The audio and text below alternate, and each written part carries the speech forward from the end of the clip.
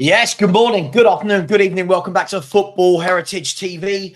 Finally, the Premier League is back. It's Thursday today, which means two more sleeps, as the kids would say. Two more sleeps until Tottenham have a London derby against West Ham, in which I think most now are starting to come around to the feeling that this is a real must-win game for all parties involved. Can we lose yet another game? I just don't think it's. I don't think it can keep going that way. I mean, this is already the worst start for 17 years. Surely you can't then lose at home to West Ham. I don't think we will, but I just don't think we can. We'll get into it. We will talk about it. I want to also talk today about Jed Spence. Jed Spence signing a new long-term contract yesterday. I think caught quite a few people by surprise. It did catch me by surprise. I think it's a really interesting one. Normally, I understand it. Players sign a new contract because of X, Y, Z. I can't wrap my head around this one, but let's see. What do you guys and girls think about it? We're going to talk about it. And also, Ange gave an interview yesterday with Opta Sports with some very interesting comments. Again, everyone knows my feelings on Ange. I'm not going to do that to death. But again, it's more comments that confuse. It's more comments that for me, and we will get into this a bit later, it's more comments that are nice things to say rather than what I think people should be hearing. But hey, that's just my opinion, because we all know that the love for Ange is very, very strong, no matter whether he loses 15-0 or not. We know the love is strong. So let's look at this. First and foremost, West Ham United. Now, West Ham United, listen, they made a lot of signings in the summer. I was speaking to my West Ham mates this week, and they said that the manager's been quite slow to integrate all of them into the team. I think what a lot of West Ham fans were expecting, and I can't speak for everyone, only what I'm hearing, a lot of West Ham fans were expecting straight in. Wan-Bissaka, Todibo, straight in with Rodriguez, straight in with Somerville, straight in with Fulkrog. We didn't see that happen. As football fans, when we've watched West Ham, we've not seen that. We've seen bits and bobs. We've seen drip feeds. I mean, Fulkrog was injured, started one game and then injured again. So that hasn't happened. But in the last few games, I have noticed that West Ham's form has picked up a tiny bit, and only a tiny bit because they've only won one game in the last five. But Wan-Bissaka was in, Todibo was in. So it looks like now he's started to embed these players a bit more. Now, a lot of the argument around West Ham was, okay, they've made some good signings, but is Lopetegui good enough? Is he a good enough manager to get all these good players and mold them into a proper team? We don't know yet. Look, if we look at the league table, and we're going to talk about the actual fixture with Spurs in a minute. If we look at the league table here, we can see that West Ham United are sitting in 12th. Lots of people saying they've had a terrible season. Lopetegui's not a good manager. They're only 2 points behind Spurs. That is the concern, surely, going into this game. They're only 2 points behind Spurs. Now, it's one of those, isn't it? It's one of those games where if we win straight away, the gap then to West Ham, we've opened it up. It's 5 points. There's 2 wins away. Everything's fine. It's good. Everything's back to normal. Lose that game, and suddenly West Ham United are above us, and Tottenham are in the bottom half of the table after 8 games of football. So, again, I say this every week, there's real fine lines in football. Real fine lines. Win tomorrow, we're on the coattails of the top 4. Lose tomorrow, we're nowhere near the top 4, depending on other results. It's fine lines, fine margins in football. But when you look at that table, it will show you that West Ham, again, 2 draws, 2 defeats, 1 win in their last 5. Very erratic, almost like Spurs. Very erratic. And there's a reason that these clubs are not at the top, right? Because they're erratic. They can't string these run of wins together. So for me, this is going to be a really interesting game. I mean, Newcastle have picked up 4 points from their last 2 games, which will give them some confidence. If we actually look at who those games were against, I think you'll be able to see here. So you can see here an away draw at Brentford, which is a good result. And then they got the home win against Ipswich Town, which you would say, oh, well, it's only Ipswich. But this is an Ipswich team that Brighton, as we can see here, where are we? We can see here, Brighton failed to win. There we go. Brighton at home to Ipswich. So Brighton failed to beat Ipswich. So look, West Ham will have some confidence coming off the back of international week. The question is, will Spurs have the confidence? Now, I think Spurs will win this game. I'll put this out there right now so everyone can see this. I think Spurs will win this game. Why? I think this is exactly in Ange Postecoglou's wheelhouse. This style of football for me really dictates that we are going to be flat track bullies. I believe that this style works against the bottom half at home. So please don't prove me wrong on this one, Spurs. I believe we should be playing teams like West Ham at home. We should be winning. Now, lots of people will go, oh, that's arrogance. It's not arrogance. I'm saying if Spurs can't beat bottom half teams at White Hart Lane, then we've all got to give up and go home. I fully expect us to win this game.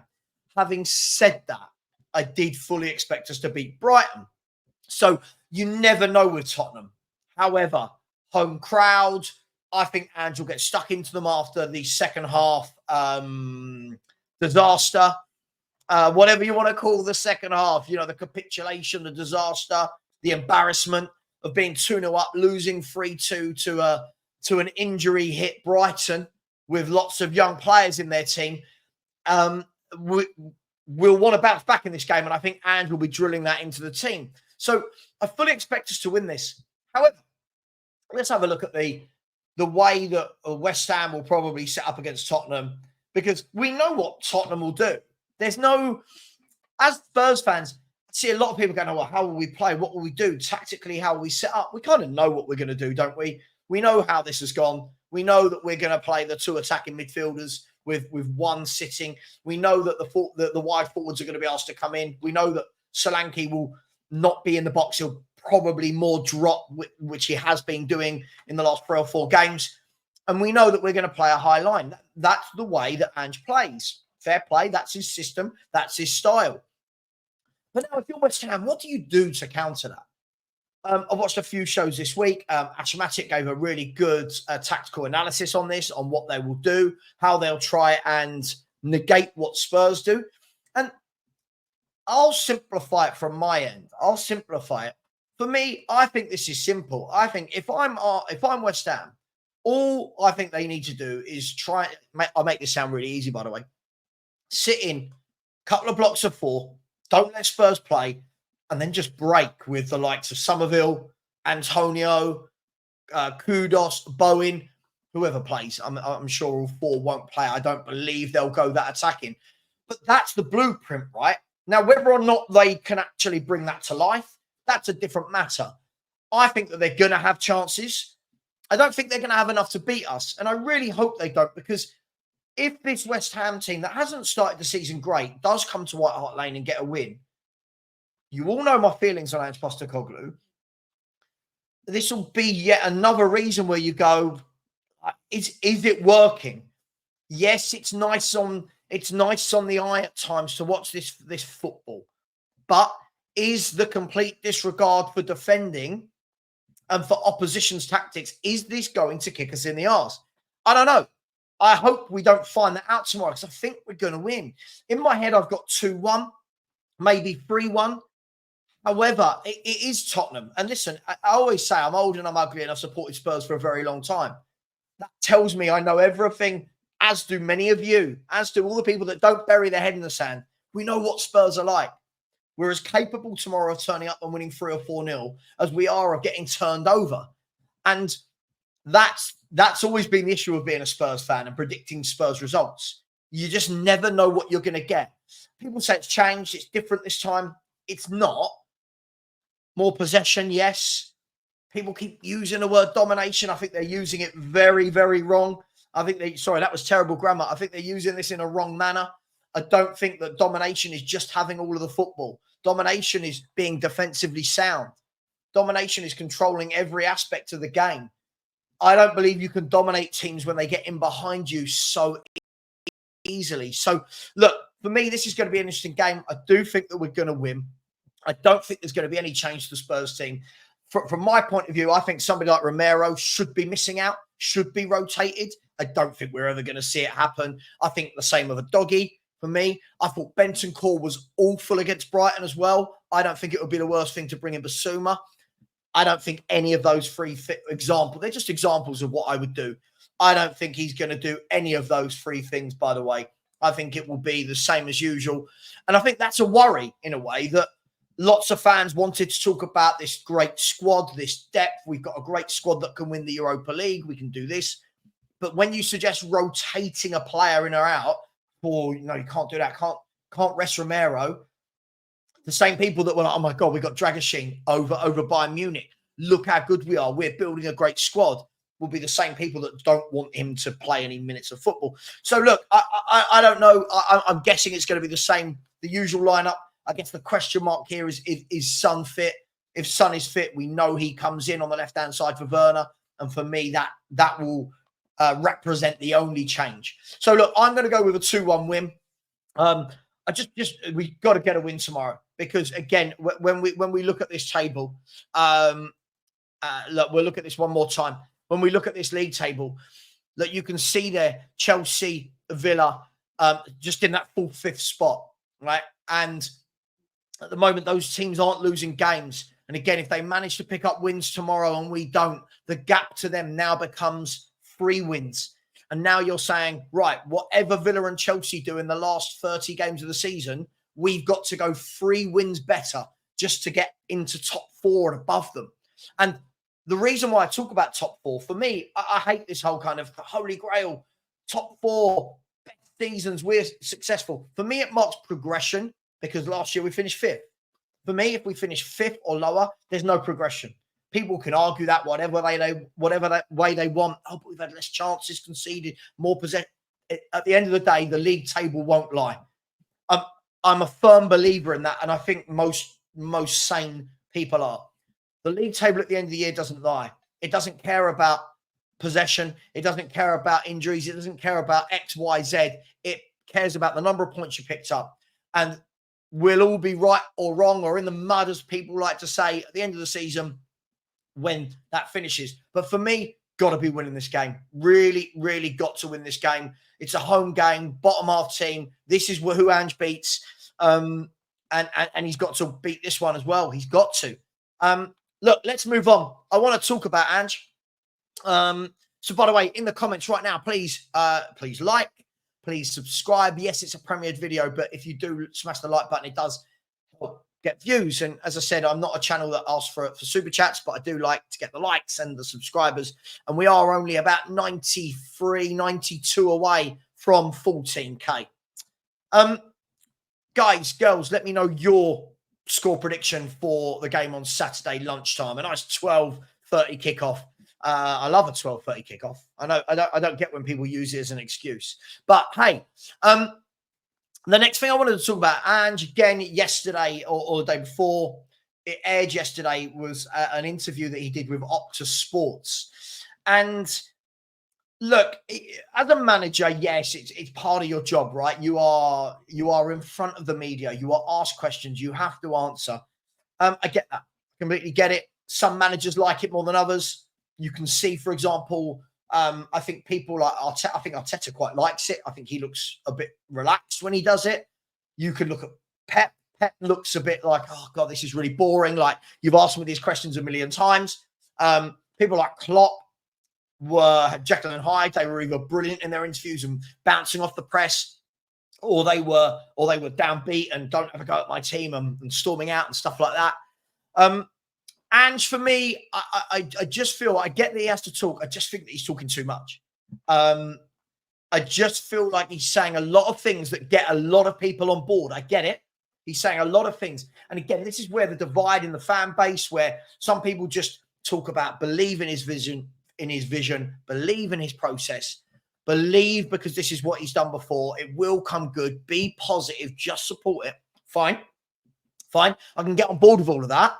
However, I'm a results person. I'm going to judge Ange the way I judge every manager.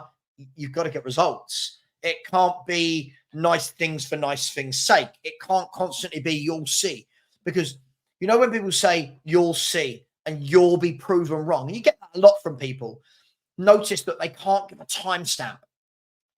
You'll see, fine. When? What is that? Is that May 2025? Is that May 2026? Is that May 2020? Like, give me a timestamp of when I'll see.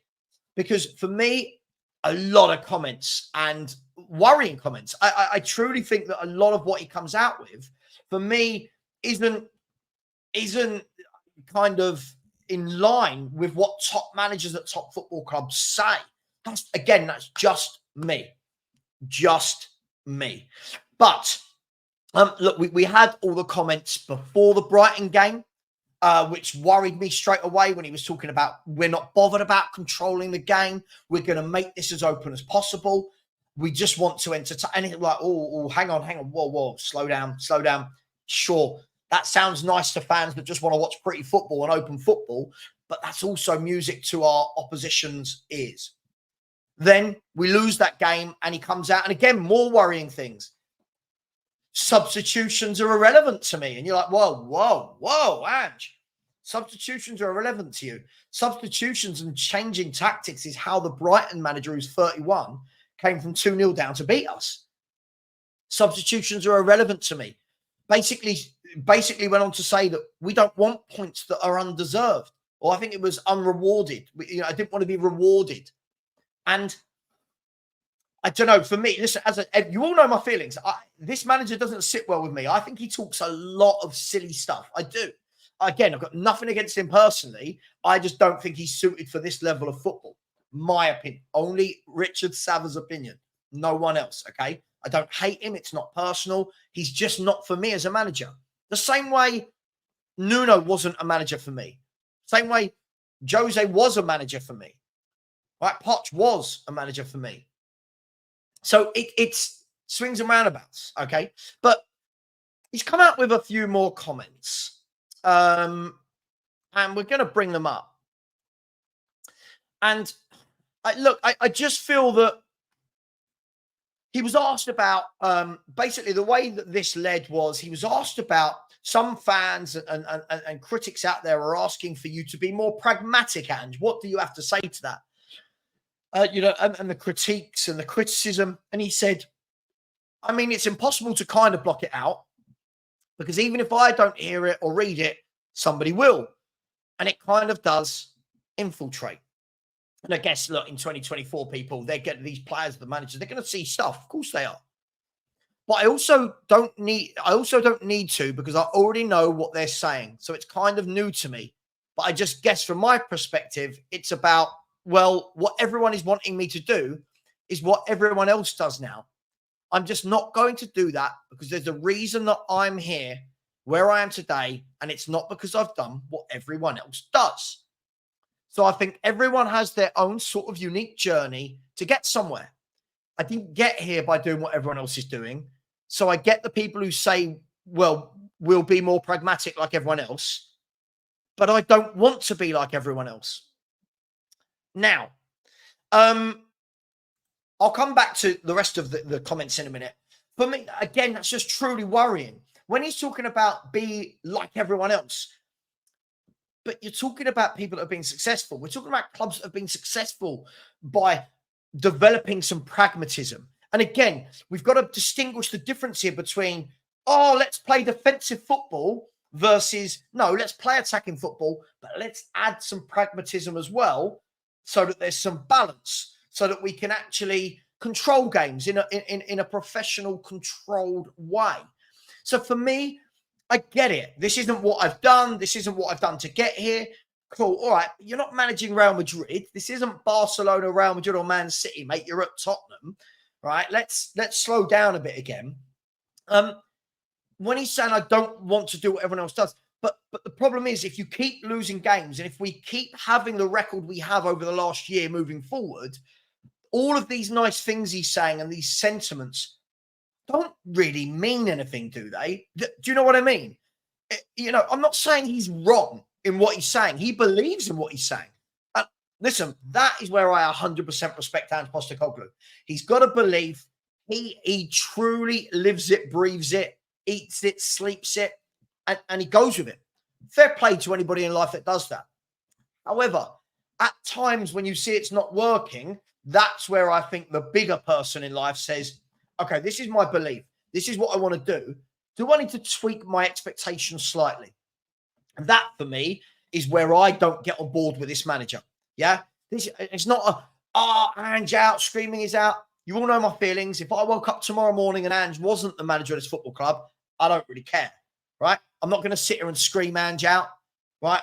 I just don't really care anymore. Like I don't identify with this manager. I don't feel like I feel like he's got a lot of people wrapped around his finger because he kicks the ball forward at every God-given opportunity and says the right things. But for me, as I said, I'm a results-driven person. I'll look at the league table at the end of the season, right? I'll look at the results that are coming in. And at the moment, flat track bullies. Now, if we go on to look at this part, I do worry. I do worry some of the things he says. He said, now that doesn't mean I'm going to be successful necessarily, and my approach is going to work. But what I'm not going to do is just become one of the masses, because if I do, then what's the point? I mean, I'm going to get lost in that, and eventually I'll sort of fade away and not make the impact I want to. So, you know, what others see as kind of stubbornness or me being dogmatic about something, I see it the real belief in what I'm doing. Now, listen, that goes on to what I just said. I get it. It's that belief. It's that desire. What I'm doing is right. But the problem is this, and the sentence I'm going to pick out there is, eventually I'll sort of fade away. Now, Ange, I think you're going to eventually fade away if you don't tweak and adapt what you do. The top managers tweak, they adapt, they change, they make in-game changes to change a game. You sat there and watched us go 2-1, 2-all, 3-2, and still didn't make changes. Now, people want to have a go at me about my opinion of Ange, and that's fine. You can do that, but please do it in a nice, respectful way. But I'm not going to apologise for me wanting my manager, who's paid £5 million a year, to manage during a game. I'm not going to apologise for that. We expect the players to adapt to their surroundings in a game. I expect the exact same of a manager. If we go down, you can see here, I'm not going to read all of this out. There's a lot there, but a few bits. First of all, again, one of the reasons why he's not for me, it's this comment here. There's a little bit of pretentiousness and arrogance about people in the Premier League thinking that they're in a special space. I mean, first and foremost, mate, you are in the Premier League now. This isn't Scotland. This isn't Japan. This isn't Australia. I do feel like this was a very silly comment. And I think the arrogance is coming from him, not the other way round. He said, it's still football. And whatever it's 1,000 South Melbourne supporters who weren't happy with me after a game and give me direct feedback, or hundreds of thousands around the world, it's still the same to me. Fair enough. I mean, I don't agree with that, but fair enough. At the end of the day, if people are not happy with you, it's for a reason. Look, it is what it is, right? When I look at the last bit I'll go to is this sentence for me, this little bit here. Well, he says at the bottom there, it says, I don't believe that. I still believe we are going to have success, but there's nothing that I'm kind of facing here that I think is insurmountable. Now, when he's saying there's nothing that's insurmountable, sure. But then you need to see progression, Ange. This is the problem, right? This is the problem for me. We can talk about, I don't see any reason why we can't win. Sure. But results aren't going like that. Form isn't going like that.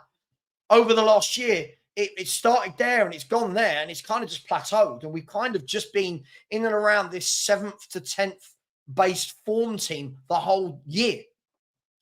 I'm not making that up. If you actually look at the last calendar year, Tottenham Hotspur have been between 7th and 11th, I believe, in the form table. So again, talk about things not being insurmountable, but also there's got to be some pragmatism, not just in his football, but in some of his answers. And listen, I get it. I get there's a lot of people that just believe in this guy. I get it. And they're welcome to their opinion. I do find it funny, though, that a lot of those people that have that opinion are very abusive towards others. I do find that really strange. They call that, lots of fans that have joined when Ange did, calling Spurs fans who have been here for 40 years fake. That makes me laugh. I mean, I've seen a video asking if Spurs fans are scared to be positive about their club. I don't think there's anything about being scared to be positive about my club. I need to see Spurs making the positive moves. Make the positive moves, I'll be positive. But you can't have crap form and then turn around and say, oh, it's great. There's got to be that level of equilibrium, right? There's got to be gains. And I said this to my wife last night as a comparison. I showed her a video that someone made when it was talking about, it was a real derogatory video about basically if fans don't rate Ange Postecoglou, they're fake fans, they're scared of being positive. And it was just kind of like, I said to her, look, you know me, I'm a results-driven, fact-based person. She knows me more than anyone in the world, right? She's my wife. So I said to her, look, I showed her, I said to her, like, she's not a massive, she likes football, but I said to her, look, here's our form over the last year. And she was like, oh, that's okay, hit and miss. And I went, yeah, very hit and miss. I said, for me, I need to see that. I need to see that. It doesn't have to go like that, but I need to see that. I need to see that trending. And at the moment, it's not. So when he's coming out with these comments, I find it all a bit weird.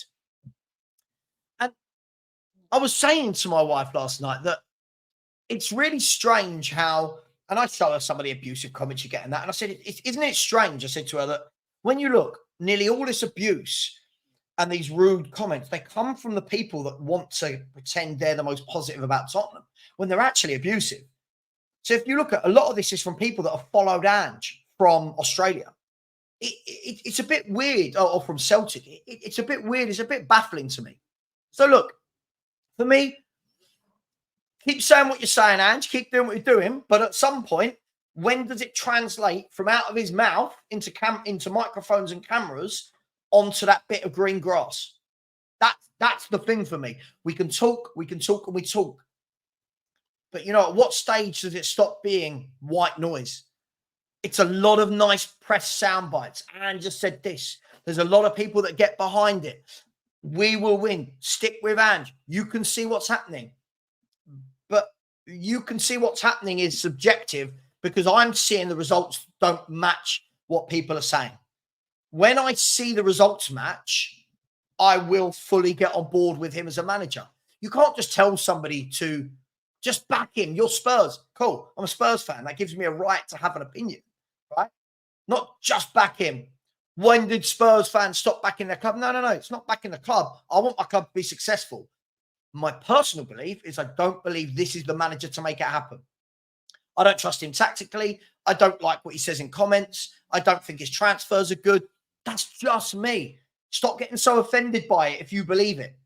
Stop getting so offended by it. I'm not, by the way, again, these people that are making these videos, they're making out that I'm making them have to have my opinion. I don't care. Have your opinion. Believe what you want. If you don't want to believe the results and the form table over the last year, don't. I don't care. But I'm going to go with that. I'm going to go with what my eyes show me, that nothing's really changed. Some of the football is nice in patches. Right? You believe what you want. I'm not telling you what to believe. But it's this notion that, oh my God, the likes of Savva and Stell, the negative ones, they're forcing us to believe this. Listen, hang on. I don't tell any of you in the chat what to believe. I debate my opinion. Here's what I believe. Here's why I believe it. I don't just stand there and go, here's my opinion, no facts. I put my opinion forward with evidence, with facts. And you know what? I think a lot of these people don't like. They're feelings people. I'm a Spurs fan, so my feelings are it's amazing. Great. Go for it. Go for it. I don't work like that. I've supported this club far too long to know the truth. And I've been an adult far too long to know that just saying something is nice doesn't make it nice. So look, again, let me know your thoughts on Ange's comments. I'm not saying they're all wrong. I kind of admire it, but I do think that he goes so far with these comments that someone in his press team needs to bring him down to reality and go, okay, but you've just lost 3-2 to Brighton in a massive capitulation, and you're saying that nothing needs to change to be more pragmatic. For me, those two things don't work because a bit more pragmatism, Spurs would have had 3 points 2 weeks ago against Brighton. And the last one, I'm not really going to debate this, but Jed Spence. Jed Spence getting a new contract. I don't know, maybe all of you knew it was happening. I didn't see it happening. And all of a sudden, I get a message yesterday from Perchy going, hey, look, Jed Spence signed a contract till 2028. And my first thought was, where's he signed a contract till 2028? That's what I said. Where, he said, Jed Spence has signed a contract. Where? Oh, at Spurs. Okay, right. This is an interesting one. I'm going to leave this open to interpretation for this one. I find it a bit strange. He's left out of the Europa League squad, which I think was another baffling decision. He doesn't come on in games like last week when both fullbacks were atrocious against Brighton. And then a week later, he's signing a new contract. I'm starting to see all the theories going around. Oh, well, it means Porro's going. Who knows? I don't know. What do you make of it? Would you have done it if you were him? It feels like this guy's career has never really taken off anywhere. I can see that he's a good footballer, but I need to see, is he consistently a good footballer? Is he a defender? Is he a wing back? I need to see game time, not 20 minutes here, 30 minutes there. I need to see some games. So I'll leave it there. Let me know your thoughts on Jed Spence signing a new contract. Let me know, would you have done it if you were Jed Spence and the way you'd been treated so far? Would you have signed a contract? What's the plans? How much football is he going to see? What does this mean for Archie Gray, who's been filling in at right back? Does that mean that he will continue to fill in at right back? Or is that purely just for the Europa League? And then once the Europa League's done and dusted, Jed Spence will... All of these questions, let me know. So overriding, Ange in his comments, let me know your thoughts. Spurs versus West Ham, I'm going with a win. I think we've got to. Absolutely have to. And last but not least, Jed Spence and his contract. Guys and girls, I'll be back tomorrow for Savva and Daigle, a weekly review. It's my turn to put 6 topics in front of Brian Daigle. I'll be doing that tomorrow. And then join me at 10:30 a.m. Saturday morning for all the build-up for a 12:30 p.m. live watch-along Tottenham Hotspur versus West Ham in the Premier League. Much love. Take care. And enjoy this very early in the morning here, by the way. But so far, looks like the sun is threatening to break through. But it's still a bit cold. Take care, everyone. Much love. And please remember to debate the opinion and don't abuse the person. Very important. Take care. And as always, come on, you Spurs.